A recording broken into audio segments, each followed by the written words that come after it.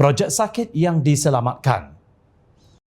Tidak sampai setahun mentadbir negara, Kerajaan Perpaduan Madani telah berjaya membuktikan bahawa mereka tidak duduk diam, tidak goyang kaki, makan gaji buta. Sebaliknya, setiap detik dan ketika mereka akan bekerja untuk rakyat. Terkini, Kerajaan Perpaduan mencatat kejayaan luar biasa apabila berjaya memulihkan sejumlah 301 projek perumahan swasta yang tidak berdaya maju atau dinamakan sebagai projek sakit dengan nilai pembangunan kasar GDV bernilai 28.81 bilion ringgit bagi tahun ini. Timbalan Menteri Pembangunan Kerajaan Tempatan KPKT Akmal Nasrullah Muhammad Nasir PH Johor Bahru berkata, projek swasta itu meliputi pembinaan 38,750 unit perumahan yang telah kembali pulih.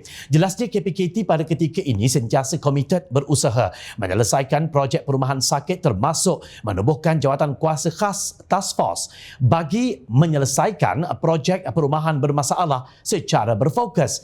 KPKT menubuhkan Task Force projek perumahan sakit dan terbengkalai yang mencari pendekatan yang lebih berfokus dan strategik serta memberi impak positif dalam menyelesaikan isu projek sakit dan terbengkalai.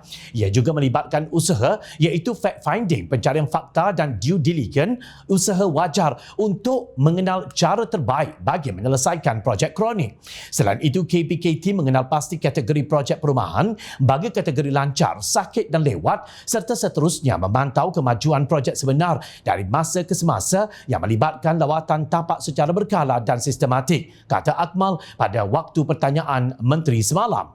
Beliau berkata demikian bagi menjawab soalan Ahli Parlimen R. Yunis Warren, PH segamat berhubung strategi kementerian untuk menjejak projek-projek perumahan swasta yang berstatus lewat, sakit atau terbengkalai secara menyeluruh.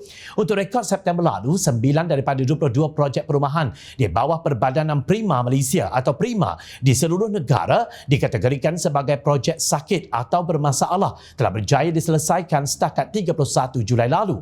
Akmal Nasrullah berkata 9 daripada projek itu melibatkan 6,406 unit dan ia adalah hasil usaha KPKT, Pasukan Task Force Projek Perumahan Sakit dan Terbengkalai TFST yang ditubuhkan awal tahun ini.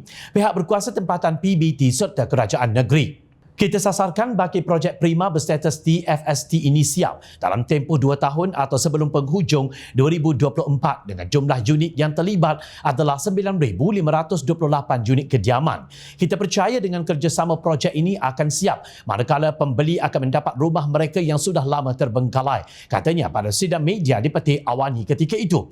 Bagaimanapun, beliau berkata kelancaran projek-projek itu bergantung kepada pelbagai faktor yang melibatkan gerak kerja, kontraktor dan pemaju kerana ia pernah tergendala dalam satu tempoh sebelum ini.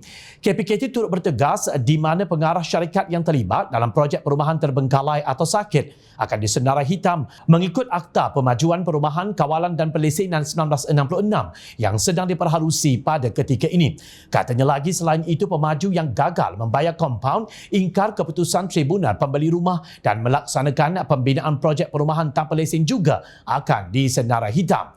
Mereka juga akan dihalang daripada memohon lesen pemajuan perumahan dan permit iklan dan jualan, katanya di Dewan Rakyat.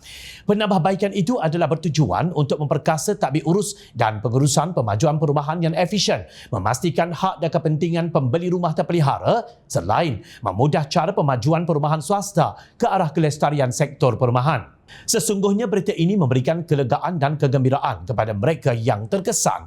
Percaya atau tidak, hanya kerajaan yang stabil, yang benar-benar ikhlas bekerja untuk rakyat sahaja yang akan dapat memastikan hak rakyat sebegini dipelihara dan nasib mereka terus diperjuangkan. Jangan hanya tahu melalak inginkan kuasa, namun setelah berkuasa, makan gaji buta.